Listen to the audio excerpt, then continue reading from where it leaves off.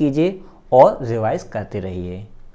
देखिए, आज हम डिस्कस करेंगे हिस्ट्री ऑफ इंग्लिश लिटरेचर के बारे में, जो कि अपनी 5th क्लास है। इसमें हम क्या सीखेंगे? इसमें हम डिस्कस करेंगे यूनिवर्सिटी विट्स के बारे में। इसमें आपको स्कॉलर्स मिलेंगे जो ऑक्सफोर्ड और कैम्ब्रिज यूनिवर्सिटी के होंगे। इसमें से कुछ ऐसे भी होंगे जो किसी भी यूनिवर्सिटी के नहीं होंगे स्टूडेंट, फिर भी उसमें इंक्लूड होंगे। हम देखेंगे इन्होंने कौन कौन से टर्म यूज़ किए, हम ये देखेंगे इनमें से कौन कौन से ऐसे राइटर्स हैं या ऐसे कौन कौन से ऑथर्स हैं या ऐसे कौन कौन से पोइट्स हैं जिन्होंने कुछ टर्म्स या कुछ चीज़ों को एस्टेब्लिश किया है, जिसकी वजह से वो चीज़ें आज हमें कुछ अलग रूप में देखने को मिलती हैं। तो काफ़ी विद्वान लोगों की ये टीम है। इसके बारे में हम लोग एक एक फैक्ट को डिटेल में जानने की कोशिश करेंगे। तो आइए समझते हैं। जो अपना यूनिवर्सिटी विट्स है, इसके बारे में 3 बातें जानना बहुत ही ज़रूरी हैं। पहला ये कि ये 7 लोग इसमें इंक्लूड थे, 7 मेंबर्स इसमें थे जो कि प्लेराइस्ट थे या पैम्पलेटियर थे। क्लियर। दूसरी बात ये याद रखनी है कि इसके जो लीडर थे, जो लीडर्स इसके थे, मतलब इसके जो मेंबर्स थे, वो ऑक्सफोर्ड और कैम्ब्रिज यूनिवर्सिटी से बिलोंग करते थे। तीसरी बात ये है कि इनकी नॉलेज ने या इन्होंने जो एफर्ट्स लगाए हैं उससे इंग्लिश लिटरेचर को एक नया डायमेंशन, एक नई दुनिया देखने को मिली, एक नया दृष्टिकोण वहाँ पर आया है, एक नई वहाँ पर जानकारी पैदा होती है। जिसमें सबसे पहला नाम आता है क्रिस्टोफर मार्लो का। इनके बारे में बहुत सारी बातें जो हमें जाननी ज़रूरी हैं। इनकी फेमस लाइन जो है उसे कहते हैं माइटी लाइन, जिसका मतलब होता है राइमलेस वर्स। इन्होंने यूफेमिज्म को इंट्रोड्यूस किया था पहली बार। ये अपने आप में एक फिगर ऑफ स्पीच है जो कि आप देख चुके होंगे। इन्होंने क्रिटिकल रिप्रेजेंटेटिव कहलाते रेनेशा के। इन्हें वाइल्ड जीनियस भी कहते हैं, फर्स्ट ग्रेट पोएट भी कहते हैं, इन्हें इंग्लिश ट्रेजेडी का फादर भी बोलते हैं और ब्लैंक वर्स का एक्सप्लोरर भी इन्हें बोला जाता है। तो ये सारे फैक्ट्स आपको मालूम होने चाहिए किसी भी एग्ज़ाम में हिस्ट्री ऑफ इंग्लिश लिटरेचर को सॉल्व करने के लिए। फिर आगे बात करें जॉन लिली के बारे में, तो ये लीडर थे यूनिवर्सिटी विट्स के, लेकिन ये किसी भी यूनिवर्सिटी में पढ़े हुए नहीं थे। ये बात मोस्ट इम्पॉर्टेंट, इसको याद आपको रखना है। और इन्होंने रोमांटिक कॉमेडी को एक नया शेप दिया था।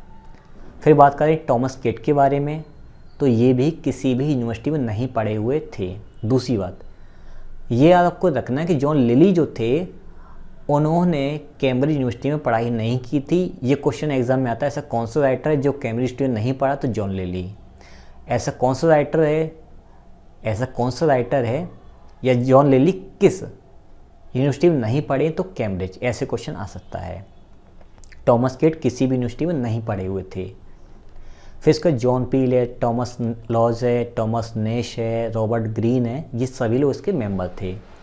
और रॉबर्ट ग्रीन जो है, इनको प्लॉट कंस्ट्रक्शन का मास्टर कहा जाता है। अब एक क्वेश्चन दिमाग में आएगा कि यूनिवर्सिटी विट्स ये टर्म आया कहाँ से?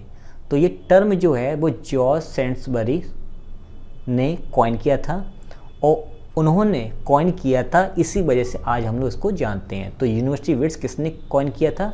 जॉर्ज सेंट्सबरी ने कॉइन किया था। आई होप यहाँ तक की चीज़ें आपको क्लियर हो गई होंगी।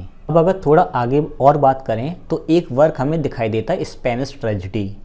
ये वर्क यहाँ पर इसलिए डिस्कस थोड़ा करना ज़रूरी है क्योंकि इससे रिलेटेड 4 फैक्ट्स हैं जो एग्ज़ाम में आए हुए हैं और वो बार बार एग्ज़ाम में आते भी हैं। जैसे कि ये first revenge tragedy based on Seneca इसको कहा जाता है। दूसरी बात, ये आपका फर्स्ट वर्क या फर्स्ट प्ले है जिसके अंदर प्ले विद इन प्ले दिखाया गया है। ये इंपॉर्टेंट क्वेश्चन आपका है। जो विलियम शेक्सपियर का हैमलेट लिखा गया है वो इन्फ्लुएंस्ड है इसी वर्क से, सेनेकन ट्रेजेडी से। जो आपका डचेस ऑफ माल्फी है जो वेबस्टर ने लिखा हुआ है, ये भी इन्फ्लुएंस्ड है स्पेनिश ट्रेजेडी से ही। तो ये 4 बातें आपको याद होनी चाहिए। फिर इसके आगे थोड़ा और जा कर के देखें तो हमें दिखाई देते हैं जॉर्ज पील, रॉबर्ट ग्रीन और जॉन लिली। ये तीनों के तीनों जो हैं इन्होंने रोमांटिक कॉमेडी को फाउंड किया है, उसकी स्थापना की है।